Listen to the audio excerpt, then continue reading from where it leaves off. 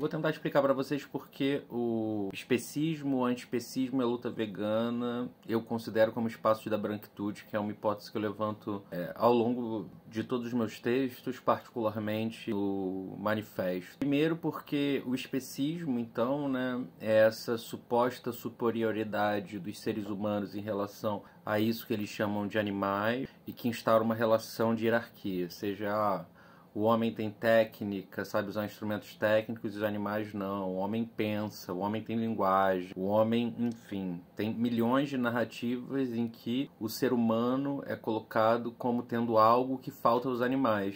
E é justamente isso que falta que determina o lugar deles socialmente, né?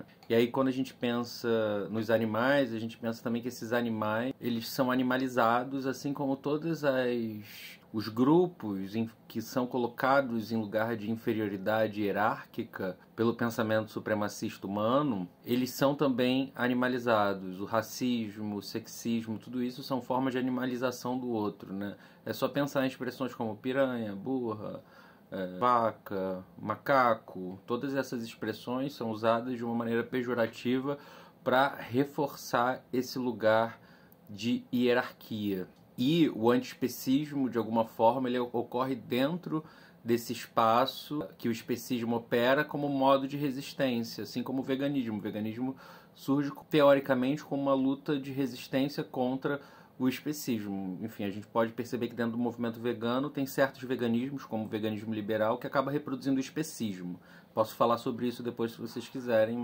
Quando a gente vai pensar, e eu elaboro isso no manifesto, em outras culturas, em outros povos mais do que ocidentais, extra-ocidentais, né, que não são do Ocidente, é bom ressaltar que eu falo do termo ocidental de maneira didática, mas de alguma forma o Ocidente, com a globalização, se tornou o mundo inteiro. Pensar nesse processo em que, né, imperialista, em que o modo de cultura cristão europeu vai se expandindo por todo o globo e monopolizando McDonald's, Starbucks em todos os lugares, em cada esquina. Então o modo de comer, o modo de viver, o modo de se vestir vai se proliferando, né? Então quando eu estou falando dos povos não ocidentais, extra-ocidentais, mais do que ocidentais, eu estou falando dos povos que de alguma forma ainda resistem, falam outra língua e vivem outras relações, outros desejos que esses povos, né?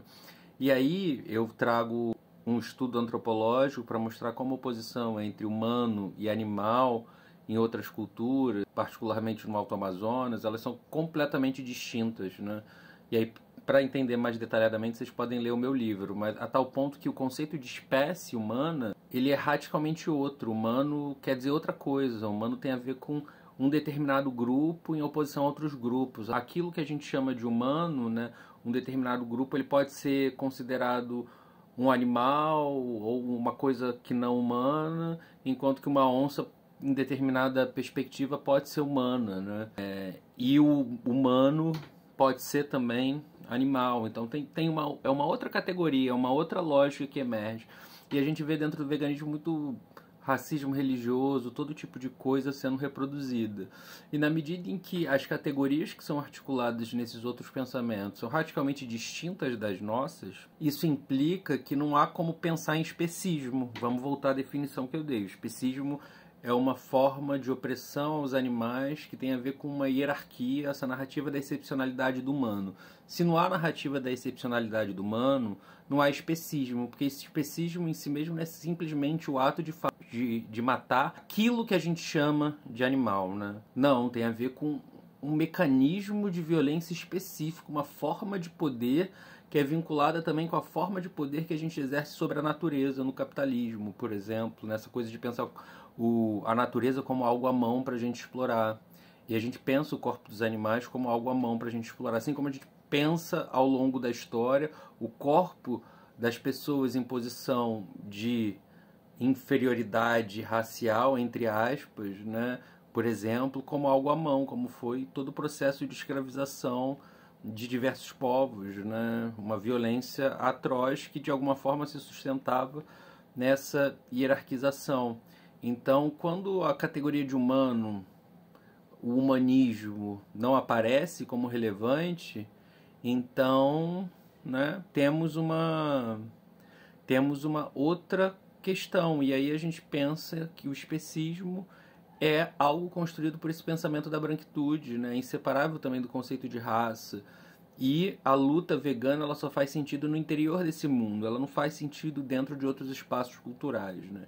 Enfim, para entender isso melhor, é melhor ler o manifesto, mas